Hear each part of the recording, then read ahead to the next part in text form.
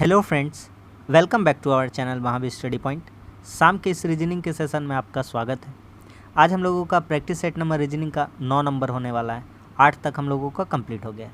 सुबह में आपको मैथ का और शाम को 5:30 बजे आपको रीजनिंग का क्लास मिलता है, जिसमें 20 क्वेश्चन हम लोग प्रीवियस ईयर के सॉल्व करते हैं।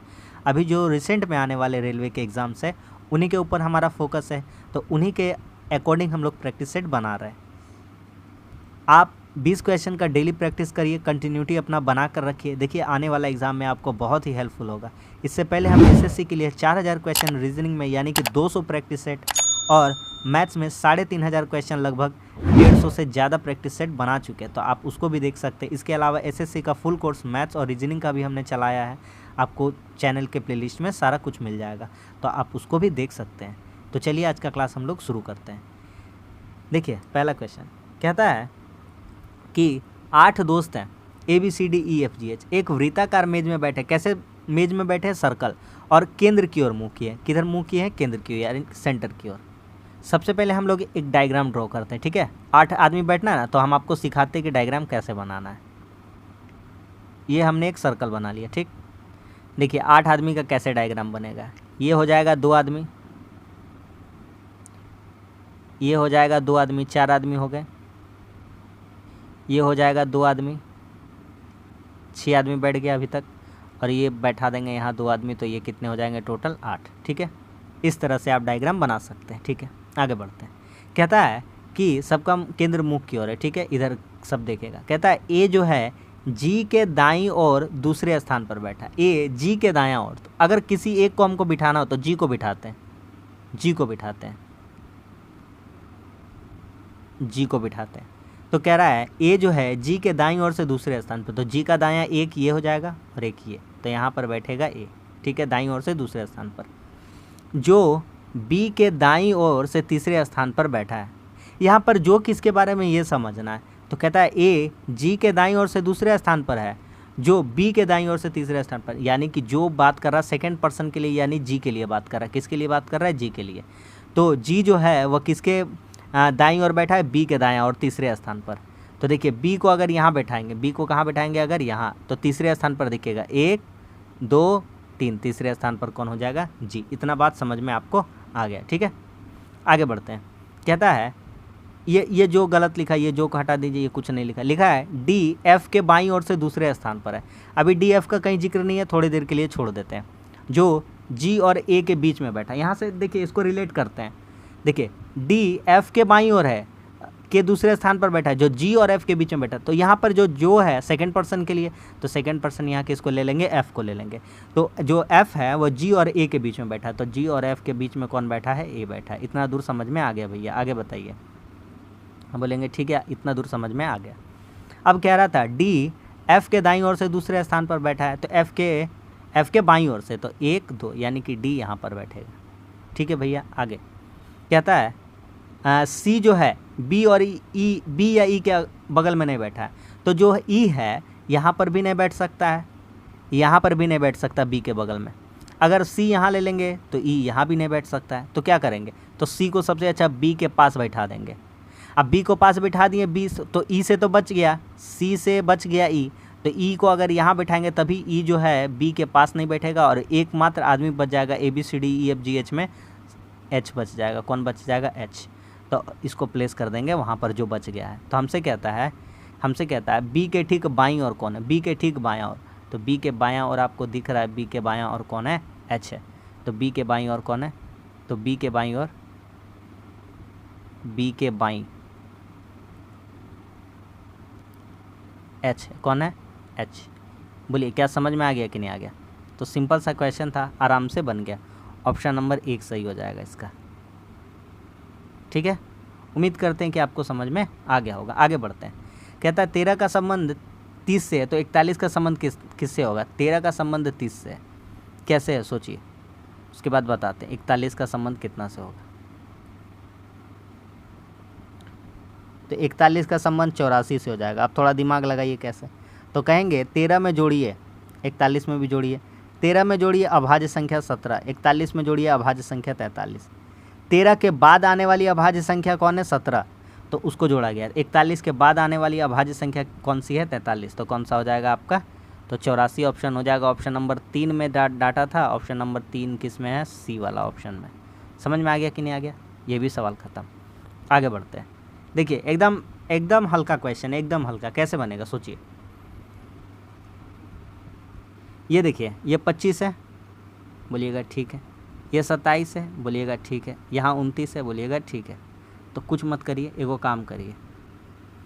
इस जो 25 है ना, इस 25 को आप कर दीजिए 52, इसको कर दीजिए 72 और इसको कर दीजिए 92। अभी नहीं समझें? समझ में तो आ ही गया होगा। ऑप्शन नंबर क्या हो जाएगा? 1 हो जाएगा। अगर नहीं समझ में आएगा तो हम क्या बताएं, इसका उल्टा कर दीजिए। 7 को पहले, 2 को बाद में, ख़त्म कहानी। समझ में आ गया अब? ठीक है, प्लेस वैल्यू दोनों का बदल दिए। अगला देखिए, अगला कौन सा पैटर्न पे आएगा? ये पहला डायग्राम है, ये दूसरा डायग्राम है, यहाँ तीसरा डायग्राम का बताना, यहाँ चौथा डायग्राम है। तो देखिए पहला से तुलना करिए पहले दूसरा का, तब आंसर आ जाएगा। ये जो गोल वाला था, ये गोल वाला है। देखिए यहाँ पर हम आपको दिखाते हैं, ये जो गोल सा ब्लैक जो था, ये गोल सा जो ब्लैक था वो कहाँ आ चला है? यहाँ पर आ चला। तो एक काम करते हैं, हमारा जो आंसर निकालना है उसके हिसाब से हम बात करते हैं, तो हमारा भी काम आसान होता रहेगा। तो हमारा ये वाला चीज़ यहाँ पे आना चाहिए। चलिए भैया, हमको पता चल गया कि ये वाला चीज़ हमारा सामने है। चलिए तो ऑप्शन हटाइए, तो ये वाला हट जाएगा भैया, ये वाला हट जाएगा, क्योंकि यहाँ पे ये है और यहाँ पे ये है। हाँ, सर्कल और वृत्त त्रिभुज नहीं हो सकता था। चलिए 2 ऑप्शन हट गया, अब रिलैक्स लग रहा है। और लगेगा कैसे? ये जो त्रिभुज है ये नीचे था, अब सेकंड ग्रुप में ऊपर चला गया। तो इस डायग्राम में ये जो गोल नीचे है ये ऊपर चला जाएगा। भैया ऊपर में गोल आ जाइए, तो ये वाला ब्लैक वाला गोल होगा नहीं, खाली वाला गोल होगा। Option number B. वाह, इतना अच्छा प्रोसेस, मज़ा आ गया समझ में। समझ में आ गया कि नहीं आ गया? आगे बढ़ते हैं। अगला सवाल कह रहा है, उठो जागो और लक्ष्य जब तक प्राप्त ना हो जाए तब तक रुको नहीं। ये स्वामी विवेकानंद जी का, हाँ, उन्हीं के स्पीच का एक यह पार्ट है, उनके ही वक्तव्य है। कहता है उठो जागो और लक्ष्य प्राप्ति तक रुको नहीं। तो इसका निष्कर्ष हम लोग क्या क्या निकाल सकते हैं? एक इंसान को उसकी मजबूरी की स्थिति से बाहर निकलना होगा। क्या हमें ऐसा वक्तव्य के अनुसार निष्कर्ष निकलता है? ऐसा कह रहा जाता ऊपर में कि उठो जागो लक्ष्य प्राप्ति, चाहे किसी भी तरह की स्थिति हो, हमें उठना पड़ेगा, लड़ना पड़ेगा, जगना पड़ेगा, और जब तक लक्ष्य ना प्राप्ति हो जाए तब तक लगना पड़ेगा। जैसे हम अगर तैयारी कर रहे हैं तो हमें तब तक तैयारी करनी होगी, हमें उम्मीद नहीं छोड़नी होगी, तब तक लड़ना होगा जब तक हम एग्ज़ाम को क्लियर ना कर लें। तो वही बात कह रहा है, एक इंसान को उसकी मजबूरी की स्थिति से बाहर निकलना। आपको कोई एक्सक्यूज़ नहीं देना होगा, आपका एक्सक्यूज़ कोई नहीं सुनने वाला। आपका एक्सक्यूज़ से आपका कोई आप अगर एक्सक्यूज़ देते हैं तो क्या आपका सिलेक्शन होता है? नहीं होता है। चाहे वह 0.5 से छूटे या 0.1 से छूटे या किसी भी तरह से छूटे, तो एक्सक्यूज़ नहीं चलता। तो वही कह रहा है कि उठो जागो लक्ष्य प्राप्ति तक रुको, यानी कि मजबूरी की स्थिति से हमें क्या निकलना होगा? बाहर। सही है, कोई व्यक्ति कमज़ोर नहीं है। आप एक ही बात बताइए, जो एग्ज़ाम निकाल लेते वो क्या पहले से ही मतलब तैयार रहते? नहीं, वो भी अगर तैयारी करते आप भी तैयारी करते, तो दोनों का बात इक्वल है। तो इस तरह से हम सोच सकते हैं कि कोई व्यक्ति कमज़ोर नहीं है, दोनों बात इसमें सेटिस्फाई करता है। ठीक है, तो यहाँ 1 और 2 दोनों अनुसरण करते हैं। Option number 1। आगे बढ़ते हैं। अगला सवाल कह रहा है, अगला सवाल कि कितने बच्चे क्रिकेट और फुटबॉल खेलते हैं लेकिन बैडमिंटन नहीं खेलते? देखिए ये है क्रिकेट, ये है फुटबॉल और ये है आपका बैडमिंटन, यानी कि इसको हटा दीजिए, इसको हटा देते हैं, पूरा स्क्वायर को पूरा हटा दिए। ठीक है, तो बचा क्या क्या? बचा 31, 20, 26। तो ये वाला केवल और केवल फुटबॉल हो जाएगा, 31 केवल और केवल क्रिकेट हो जाएगा, यही 20 का पोर्शन जो बचा दोनों खेलता है। तो ऑप्शन नंबर ए हो जाएगा। समझ में आ गया? क्रिकेट और फुटबॉल दोनों, ऑप्शन नंबर 1। ठीक है, कोई दिक्कत नहीं है। आगे बढ़ते हैं। अगला सवाल कहता है बेस को 27 लिखा गया, BASE, बेस को कैसे लिखा गया है? 27। कैसे लिखा है? इसका हो गया 2, इसका हो गया 1, इसका हो गया प्लेस वैल्यू 19, इसका हो गया ई का 5। आपको प्लेस वैल्यू याद होना ही चाहिए। तो कितना हो जाएगा? 2 और 1 3 और 19 22 5 27, सबको जोड़ देंगे, सबको क्या करेंगे? जोड़ देंगे 27। तो कलेक्शन लिखा है, तो बहुत भारी भरकम जोड़ना है, तो हम लोग थोड़ा इजी वे में जोड़ने का कोशिश करेंगे। देखिएगा आप थोड़ा सा इजी वे में कैसे जोड़ते हैं दिखाते हैं। ये LL समान होता है ना, 12 होता है, 12 दूनी कितना हो जाएगा? 24। ठीक है, यहाँ C है, यहाँ C 3 3 कितना हो जाएगा? 6 हो जाएगा। यहाँ O है, यहाँ O है, कितना हो जाएगा आपका? 15 दूना कितना हो जाएगा? 30 हो जाएगा। ठीक है, ये भी जोड़ा गया। ये E है, कितना हो जाएगा? 5 हो जाएगा। ये T है, कितना हो जाएगा? 20 हो जाएगा। ये आई है कितना हो जाएगा 9 और ये 14 कितना हो जाएगा 23 हो जाएगा। अब जोड़ लेते हैं, ठीक। 24 6 30 30 60 5 65 20 85 85 या 3 85 या 3 88 88 और 20 कितना हो जाएगा 108 108 कितना हो जाएगा 108 ऑप्शन नंबर 1 सही है। आगे बढ़ते हैं। अच्छा कहता है कि निम्न श्रेणी में कितने ऐसे जीरो हैं जिनके तुरंत बाद 2 है, 0 और उसके बाद तुरंत 2, ये वाला खोज के दिखाइए। तो पहले जानते हैं ऐसा बना करके लिख लीजिएगा ना, देखने में आपको क्वेश्चन को देखने में इजी हो जाएगा। 0.2 खोजना, सॉरी 0.2 खोजना, 0.02 एक ग्रुप, 2 ग्रुप और कहीं है ये एक तीसरा ग्रुप। हमेशा जानते हैं यहीं पर एक ऐसा देता है, हमेशा जब इस तरह का क्वेश्चन देता है ना एक ऑप्शन यही देता है ताकि किसी को दिखाई ना दे। बहुत होशियार रहता है, लेकिन हम लोग उससे ज़्यादा होशियार है। 3 ऐसा आकृति हो जाए, मतलब 3 ऐसे टर्म्स आएंगे जिनमें 0 और 2 रहेगा। समझ में आ गया? और तो कहीं नहीं। इसमें सीधा रेखा, देखिए सीधा रेखा बेसिकली क्या होता है हम आपको बताते हैं। सीधा रेखा गिनने बोला ना, देखिए इसमें अभी कितना है, एगो सीधा रेखा। इसमें अगर खींच दिए तो बोलिएगा धत तरीका एगो ई वाला है और एगो ई वाला 2, लेकिन नहीं, ये थोड़ा एक्स्ट्रा दिमाग लगाता है ये लोग। यहाँ से यहाँ तक 1 मानता है, यहाँ से यहाँ तक 1 मानता है, 2 हो गया, और गोटा को लेके बोलता है 3 है, और ये वाला सिंगल है तो ये वाला 4, तो टोटल 4। हम लोग देख रहे थे 2, लेकिन हुआ कितना 4। आइए गिनाते हैं। एक आकृति यहाँ से, एक लाइन यहाँ से 2 हो गया, और एक ये वाला 3 हो गया, और एक ये बड़ा वाला कितना हो गया 4। ठीक है भैया 4 हुआ, और गिनाइए, ये हो गया 5। ठीक है आगे बढ़िए। 5 के बाद ये देखिए ये वाला जैसा आकृति मिलेगा तो यहाँ 4 को गिन लेंगे, 5 4 कितना हो जाएगा 9। 9 के बाद देखिए ये हो जाएगा 10, ये हो जाएगा 11, और ये पूरा कितना हो जाएगा 12। तो कितने इसमें लाइन्स हो जाएंगे, तो इसमें लाइनों की संख्या कितनी हो जाएगी 12। और कुछ हमको दिखाई नहीं दे रहा है, आपको दिखाई देता है तो बोलिएगा ज़रूर। आगे बनाते हैं। कहता है प्लस का अर्थात भागा, माइनस का अर्थात गुना, गुना का अर्थात जोड़, भागा का अर्थात घटावा। 16 प्लस जोड़, प्लस का अर्थात क्या है भागा 4, माइनस माइनस माइनस का अर्थात क्या लिखा हुआ है गुना, गुना गुना का कितना है 8, भागा, भागा का अर्थ क्या है माइनस, माइनस कितना है 3, और गुना, गुना को क्या लिखा है जोड़, गुना कहाँ गया, गुना का अर्थ जोड़ है 2। तो इसको बना से कितना आएगा, तो 4 हो जाएगा, 4 8 32, 32 2 34, 34 में 3 घटेगा कितना हो जाएगा 31। आराम से बन जाएगा, कोई दिक्कत नहीं है, करके देख लीजिए। पहले भागा करिएगा तो 4 चौके 16, 4 होगा, 4 को 8 से गुना करिएगा 32 होगा, 32 में 2 जोड़िएगा 34, 34 में 3 घटाइएगा 31। ठीक है। अगला सवाल कहता है कि निम्नलिखित में से विषम बताइए। तो देखिए ईगल उड़ता है, चमगादड़ उड़ता है, चीता उड़ता है, नहीं उड़ता है, तो ये इस तरह से नहीं है। तो ईगल कह सकते तेज भागता है, चीता तेज भागता है, चमगादड़ तेज भागता है, हाथी एक बड़ा और बहुत मंद जानवर है, तो ऐसा सही नहीं है। तो इसका अकॉर्डिंग हम बोल सकते हैं ये स्तनधारी है, ये स्तनधारी है, और क्या है चमगादड़ भी क्या है एक स्तनधारी है। तो बहुत ही अच्छा लेवल का क्वेश्चन था। ईगल एक पक्षी है, अंडा देता है। समझ में आ गया? Option number 2। आगे बढ़ते हैं।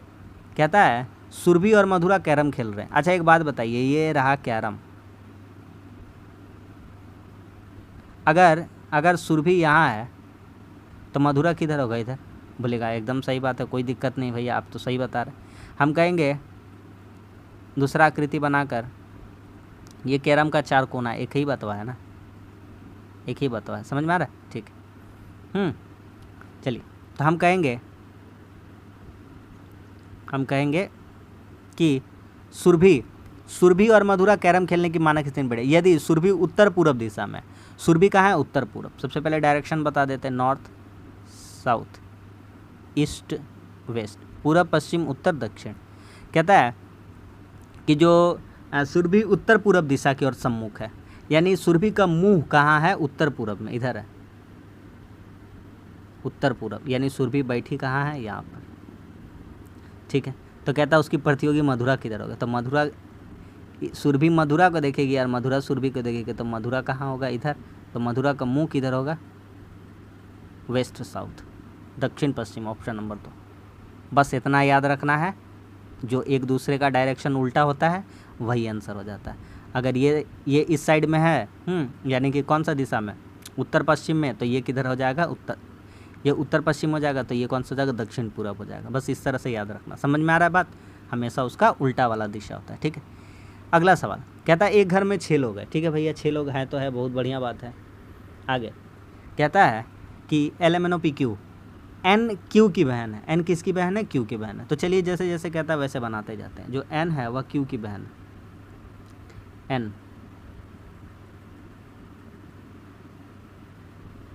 एन लड़की है, भाई बहन के लिए कॉमा और लड़का लड़की के लिए प्लस, ठीक है। आगे कहता है कि एम पी के पति का भाई है। अभी इसका बारे में नहीं पता है, छोड़ते थोड़ा देर के लिए। अगला सवाल कहता है ओ एल का पिता और क्यू का दादा है। जो ओ है वह एल का पिता है, जो ओ है वह एल का पिता और क्यू का दादा है। क्यू का दादा एल है, यानी क्यू के कोई पिताजी होंगे और उसके भी पिताजी कोई होंगे, लेकिन एल इसका क्या लगेगा? दादा। एल क्या लगेगा? इसका दादा, यानी एल लड़का है, ठीक है। डायग्राम थोड़ा ज़्यादा ऊपर चल गया। एल क्या है? दादाजी है, ठीक है। आगे कहता है कि एन क्यू की बहन, ये तो हो गया। एम पी के पति का भाई है। पी के पति यानी पी लड़की होनी चाहिए, पी क्या होनी चाहिए? लड़की होनी चाहिए। जो पी के पति का भाई है एम, यानी पी के पति का भाई, पी को लड़की होना चाहिए, ठीक है। पी को क्या होना चाहिए? लड़की। पी के पति का भाई कौन है? एम। एम लड़का है, भाई है। अब पी का कोई पति होगा, पति पत्नी को एरो से दिखाते, तो यहीं पर कोई आदमिया बैठेगा। ओ एल का पिता और क्यू का दादा। ओ दादा है ना, ओ दादा है, सॉरी। और यहाँ क्या बैठेगा? तो यहाँ क्या बैठेगा? यहाँ पर एक ही आदमी बैठा है, एक ही आदमी बचा है, वो कौन है? एल। यहाँ पर बैठेगा कौन? एल। एल क्या रहेगा? प्लस रहेगा, लड़का। क्या कहता है? इस समूह में 2 पिता है, ठीक है। 2 पिता है, 3 भाई है। देखिए 2 को पिता है, एक ये पिता है, ओ पिता है एल का, एल पिता है क्यू का, ठीक है। भाई, अच्छा, और क्यू का दादा भाई, तो क्यू भी क्या हो जाएगा? भाई हो जाएगा। लड़का बनाना पड़ेगा, कहे कि 3 भाई, जैसे एल और एम भी भाई हैं और क्यू भी यहाँ पर एन का भाई है, तो ये 3 भाई हो जाएंगे, ठीक है। और एक माता है, एक क्या है? माता भी है, ठीक है। हो गया। तो पी का पति कौन है? पी का पति, तो पी के पति कौन निकले? पी के पति एल है। समझ में आ गया कि नहीं आ गया? ऑप्शन नंबर 4 क्लियर है कि नहीं है? आगे बढ़ते हैं। अगला सवाल कहता है कुछ कलियां फूल है। कुछ कलियां क्या है? फूल है। ये है कलियां, ठीक। K4 कलियां। कुछ कलियां क्या है? फूल है। ये क्या है? फूल है, ठीक है भैया। आगे कहता है सभी फूल वृक्ष है। सभी फूल क्या है? वृक्ष है। सभी फूल क्या है? वृक्ष है। आगे क्या कहता है? सभी वृक्ष पत्तियां हैं। ले तेरी का, और एगो बन जाएगा, खत्म। सभी वृक्ष क्या है? पत्तियां हैं। अब डायग्राम खत्म। देखिए अब समझते हैं ध्यान से। चलता ही नहीं है यहाँ पे यार।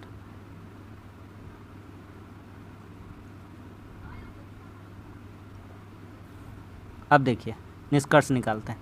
कहता है कुछ पत्तियाँ कलियाँ हैं, कुछ पत्ती कलियाँ हैं। ये देखिए कली का पार्ट ये वाला था, और ये जो इतना बड़का है ये सारा पत्तियाँ हैं। ये सारा क्या है? पत्तियाँ। ये देखिए यहाँ से यहाँ तक, पूरा तक, ठीक है, पूरा तक। तो कुछ पार्ट हो गया कि नहीं हो गया? बिल्कुल सही बात है, बिल्कुल सही है। सभी फूल पत्ते हैं। ये देखिए जितना भी फूल है, जितना भी फूल, सारा फूल किसके अंदर आ रहा? पत्ते के अंदर ही आ रहा। सारा फूल किसके अंदर आ रहा? पत्ते, क्योंकि पत्ते का यहाँ तक बाउंड्री है और फूल इसी के अंदर है। बिल्कुल सही बात है। तो दोनों निष्कर्ष निकलते हैं। तो दोनों 1 और 2 दोनों ऑप्शन नंबर सी में है। और ऑप्शन नंबर सी किस में है? तो ऑप्शन नंबर सी है 4 नंबर में। समझ में आ गया? आगे बढ़ते हैं। इसको बताना बिल्कुल ईजी है। देखिए कैसे, ये देखिए ये इधर देख रहा है, ये इधर देख रहा है, एक दूसरे का उल्टा है। एक दूसरे का क्या है? उल्टा। ये एंगल इधर है और ये एंगल किधर है? इधर। एक दूसरे का उल्टा।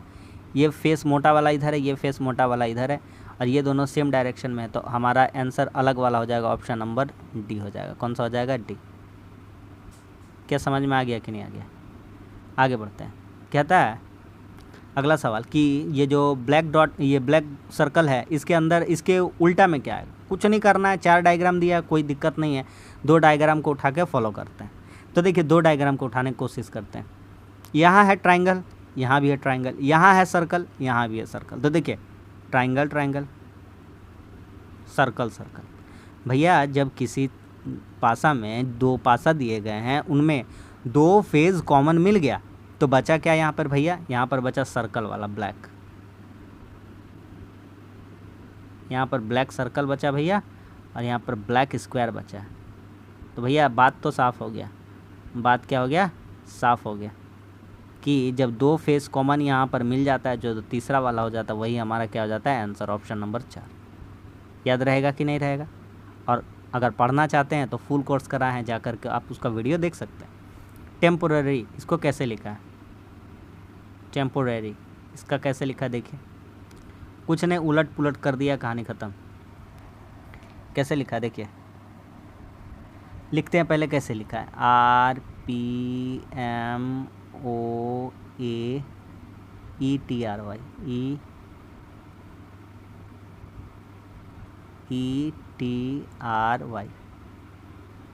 चेक करिए कैसे लिखा है, ठीक। तो हमको लिखना है परमानेंट, परमानेंट, इसी को हमको लिखना है। ऊपर में कितना जन का था, 1 2 3 4 5 6 7 8 9, नीचे कितना है, 1 2 3 4 5 6 7 8 9, 9 जन का है, ठीक है। तो यहाँ पर क्या किया था जानते हैं, यहाँ पर आर ये या तो ये वाला उठाया है या तो ये वाला उठाया है, ठीक है। तो देखते हैं, हम भी किसी को उठा के देखते हैं, या तो इसको उठाएंगे तो हम लोग इसको उठाएंगे तो एन यहाँ से हो जाएगा, और RARY यहाँ दोनों सेम है था, तो एन उठाना ही पड़ेगा, एन हो जाएगा।